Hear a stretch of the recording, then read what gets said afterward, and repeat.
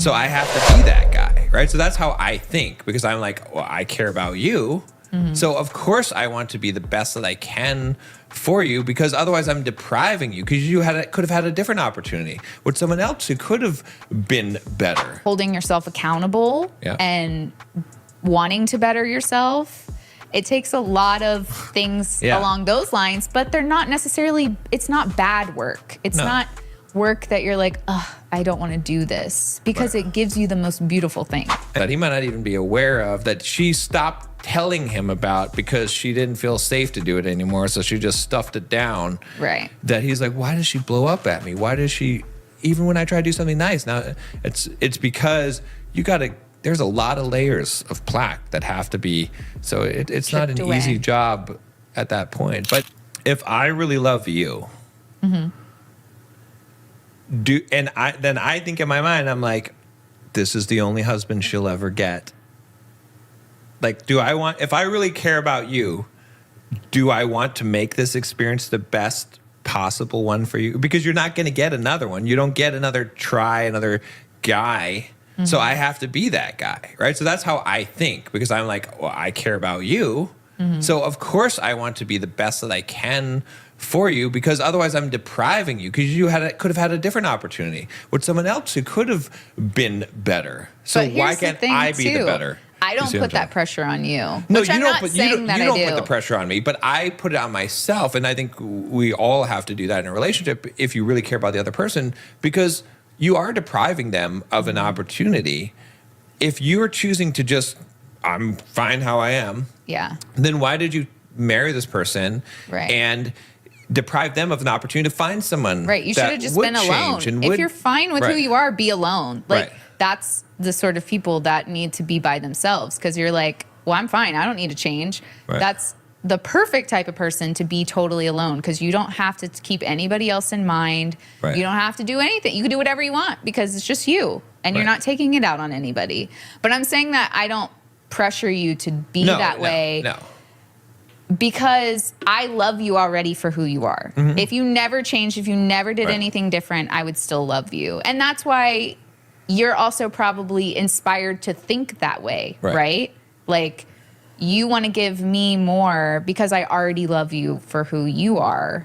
And same with me. It's like, I would never want to like yell at you or hurt you. Even if you hurt me, I would never want to like do that back by like something you said or something. I would never want to do that back to you. Because even though I got hurt by something, I know that you love me, and I know that I love you, and I know that it's just a misunderstanding because of our relationship. And so that's why I don't go straight to, okay, let me hurt him because he hurt me, which is how I did used to operate. And to be honest, that stems way far back from like kids picking on me in school. And I was like, well, if I'm meaner than them, then they'll leave me alone, which worked. But as we're teaching our daughter, and I'm especially teaching her, is that that's the wrong way to be. I didn't have anybody to tell me at the time that that was the wrong way, but I'm trying to make sure she knows that it's the wrong way. But what I'm trying to say is that when you find somebody, though, that you truly love for who they are, it's easier to just want to be better all the way around, to give them the life that they deserve. And in turn, it gives you the love that you want the most. And the things that you also deserve, you know, as a person. Like, we all deserve love, and we all deserve the love that you and I have, the 100% love. I think everybody deserves that. But like you said, it does take some work. It takes either the work of filtering out the people that aren't right for you and not just settling down with somebody that is at 80% or 70%. It takes the work of holding yourself accountable and wanting to better yourself. It takes a lot of things along those lines, but they're not necessarily, it's not bad work. It's not work that you're like, ugh, I don't want to do this, because it gives you the most beautiful thing. And it's the opportunity to grow. And I would say that along those lines of holding yourself accountable, having boundaries for yourself, in the sense that you might not be the most spiritually developed person or emotionally developed person at this point, but what you can do is create a boundary for yourself and say, I'm never going to say this. I'm never going to call my partner a name. I'm never going to yell in their face. I'm never going to give them the middle finger or whatever it is. You know, if you have those boundaries, because those are the things that are become damaging that are the really hard to remove plaque. Right. Because once you cross some of those lines, it's hard. You can't just erase it. When someone says, I hate you, which happens in a lot of fights, we've never done that in a fight, but I have been in fights where those words have been exchanged. Right. That's hard to, it's hard to say, I'm sorry. Right. You can't erase that from your mind, right? Yeah. You even can probably pull it up in your head right now when it happened. Yeah. And a lot of people try to act like, oh, well, I was just mad or I was just upset. I didn't mean it. But when people are sad and upset and say things like that, there is a little bit of truth to them. Yeah. So it's like you can't fully erase it from your mind. And they say it to hurt you, right? So you feel that hurt. Yeah. And so when you hear that, you're like, it's embedded in your mind now. You got bumpers on your car, right? You got a front bumper and a back bumper. You could drive around and be like, I could just kind of hit things, because I got a bumper.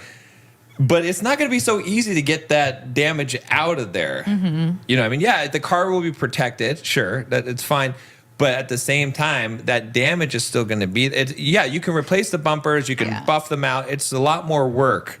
So you got to be careful with those things that you say, because that's, there's some hard lines that you just got to, because that's where it comes, because that's where that's where you start to unravel that, because you're getting that decay built up, and that plaque is hard to remove. And if you're in the position, then you can remove the plaque, but you got to do a lot of work to remove the plaque, to really dig down deep. When I'm coaching guys, and almost always it's like the woman in the relationship, by the time the guy has come to me, she has so much hurt and resentment built up over time of the things that he's done that he might not even be aware of, that she stopped telling him about because she didn't feel safe to do it anymore. So she just stuffed it down. Right. That he's like, why does she blow up at me? Why does she, even when I try to do something nice? Now it's because there's a lot of layers of plaque that have to be, so it's not an easy job at that point, but it can be done. Right. But you just have to realize how deep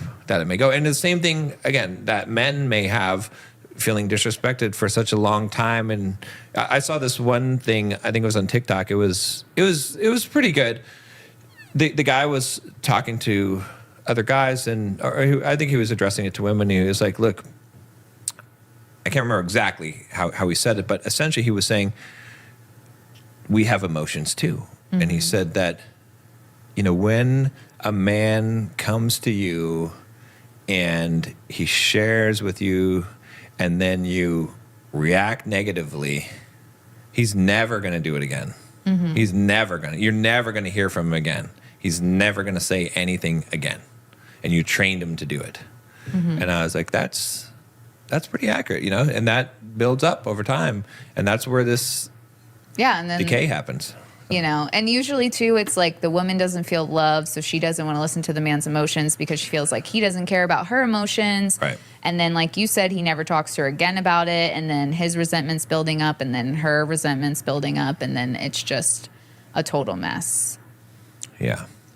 But that's why if you have that like true love for the person you're with, you'll want to listen to what they have to say. Or as a man, you'll be like, oh, she seems maybe like she's a little upset. Let me talk to her. Like, do you know how many men seek women out to ask them what's wrong and actually want to talk about it? You're the only man I know that does it. I'm not saying you're the only man that does it. But like a lot of times, like you said when you were just describing it, that a woman has felt unloved for so long, and he's like, well, what did I do? That makes a woman even more upset when he doesn't even know that he's acted unloving towards her. That hurts her probably.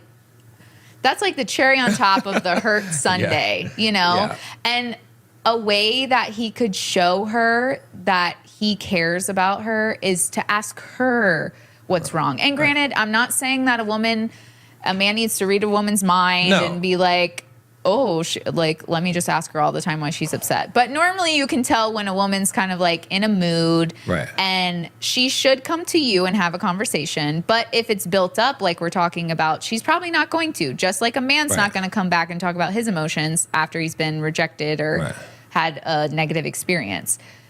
But each person reaching out to the other person to be like, hey, are you okay? And letting that person talk and not having a negative experience, not taking it personally, which can be hard because as humans, we can get defensive, especially when someone's like, you hurt me doing this. And you want to be like, no, I didn't mean to do that. Or, you know, which we've talked about in other episodes. But people don't really realize how you can actually start mending things a lot faster if you go up to them and be like, hey, you seem like something's bothering you. Do you want to talk? And maybe adding in, like, I know in the past I haven't responded the right way, and that has made you hesitant to talk to me. Yeah. But I'm going to listen to what you have to say. I'm not going to have any sort of debate with you about it. You can just have your feelings. Better than